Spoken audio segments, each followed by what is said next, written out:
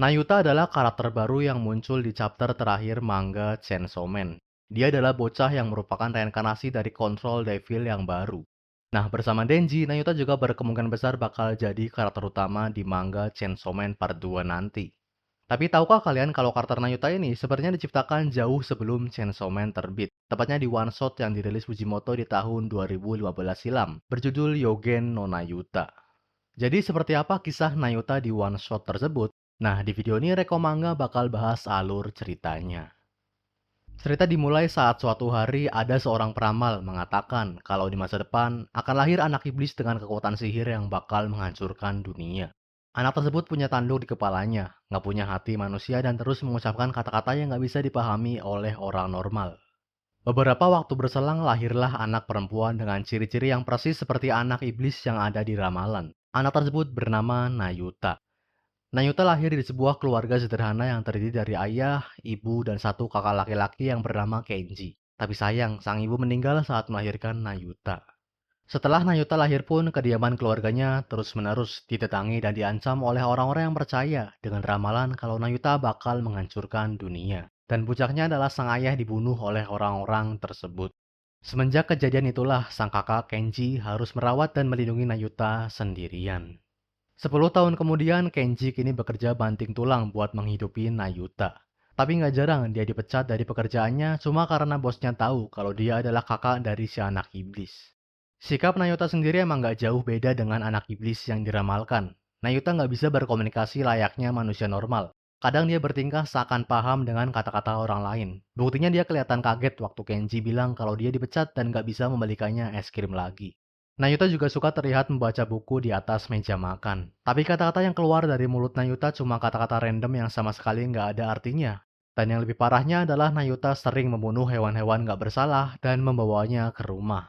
Kenji pun selalu kebingungan dengan sikap adiknya. Tapi dia selalu berusaha buat jadi kakak yang baik dan terus berada di sisi Nayuta. Karena di balik sikap anehnya, Nayuta juga masih bersikap layaknya bocah biasa yang nggak bisa tidur kalau nggak ditemani oleh sang kakak.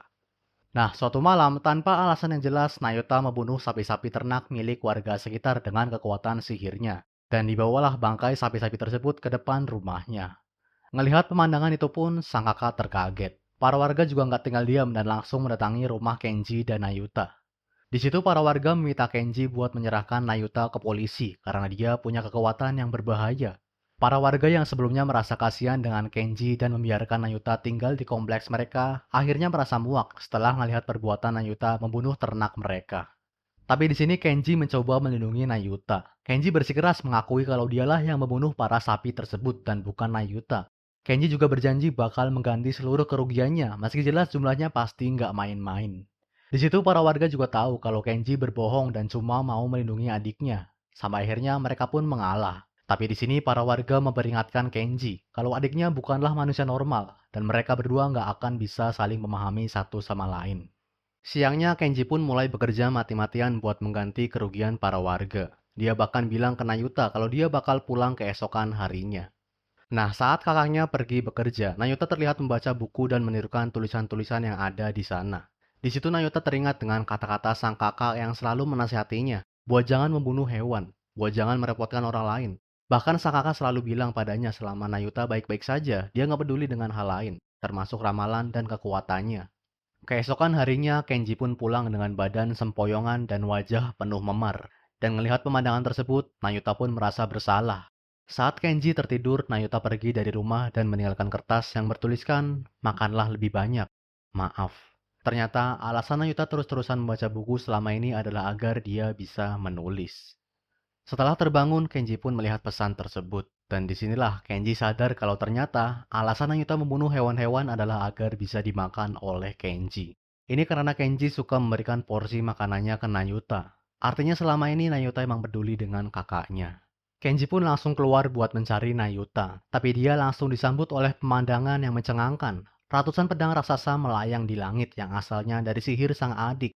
Di sini Nayuta seakan ingin membalaskan dendamnya ke orang-orang yang selama ini sudah berbuat jahat ke keluarganya. Orang-orang pun ketakutan karena mengira kalau ramalan akan si anak iblis betulan terjadi. Bahkan pasukan militer juga dikerahkan buat menghentikannya, meski mereka tetap kewalahan. Sampai akhirnya datanglah Kenji menemui Nayuta dan secara mengejutkan dia memukul kepala Nayuta dan memarahinya. Ngelihat sang kakak marah untuk pertama kalinya, Nayuta pun menangis dan menghentikan sihirnya. Kenji yang selama ini takut dan hanya menasihati Nayuta dengan kata-kata lembut berhasil membuat si adik menurut. Dan untuk pertama kalinya, kedua kakak beradik ini seakan berhasil saling memahami satu sama lain. Kenji pun langsung menggendong Nayuta dan bilang ke orang-orang kalau mulai sekarang dia bakal terus mendidiknya dengan tegas. Kenji juga bilang kalau Nayuta masihlah anak baik karena serangan yang dilakukannya tadi cuma ancaman dan gak membunuh siapapun. Kenji pun memutuskan buat kabur bersama Nayuta ke tempat yang sepi yang jauh dari keramaian orang-orang. Di akhir cerita kita ditunjukkan Kenji dan Nayuta berjalan menyusuri pantai berdua. Dan di situ Nayuta berkomunikasi dengan Kenji lewat tulisan. Nayuta bertanya ke Kenji apakah dirinya menyeramkan. Tapi Kenji menjawab kalau dia sama sekali nggak menyeramkan, karena dialah adiknya yang paling imut. Itu dia alur cerita dari One Shot Yogen no Nayuta, karangan Fujimoto Tatsuki. Dari One Shot ini kita bisa nemu beberapa persamaan antara Nayuta di One Shot dengan yang ada di seri Chainsaw Man. Pertama dari desain karakternya sendiri. Dari rambut dan mata udah jelas mirip banget. Yang bikin beda adalah Nayuta di Chainsaw Man nggak punya tanduk. Dari segi karakter sendiri, kedua Nayuta ini sama-sama punya sifat yang polos, kekanakan dengan ekspresi wajahnya yang datar. Yang beda adalah Nayuta di Chainsaw Man bisa berkomunikasi secara verbal dan bisa dibilang agak warasan kalau dibanding sama yang di One Shot. Nah, yang menarik di sini adalah soal perbedaan kekuatan. Nayuta di one shotnya nggak punya kekuatan Control Devil kayak Makima, dan kekuatannya ini lebih mirip ke Angel Devil yang mana dia bisa mengeluarkan kumpulan pedang dengan berbagai ukuran. Buat sekarang kita belum tahu entah Fujimoto ini bakal make alur cerita di one shot buat Chainsaw Man Part 2 atau enggak. Mungkin di Part 2 nanti gantian Denji yang harus melindungi Nayuta entah itu dari incaran pemerintah atau devil lain. Atau mungkin kayak di one shot kekuatan Nayuta ini bakal lepas kendali dan membahayakan dunia. Atau bisa aja Fujimoto cuma ngambil desain dari one shot lawasnya dan cerita part 2 nanti sama sekali nggak ada hubungannya sama one shot Yogen no Nayuta. Jadi intinya mari kita nantikan aja sama-sama manga Chainsaw Man Part 2 yang sampai sekarang belum jelas kapan tanggal terbitnya. Oke, segini aja video reko manga kali ini. Like dan share kalau kalian suka, komentar kalau kalian punya pendapat, kritik, atau saran. Subscribe kalau kalian tertarik dengan konten yang serupa dari reko manga. Akhir kata, selamat membaca, sampai jumpa.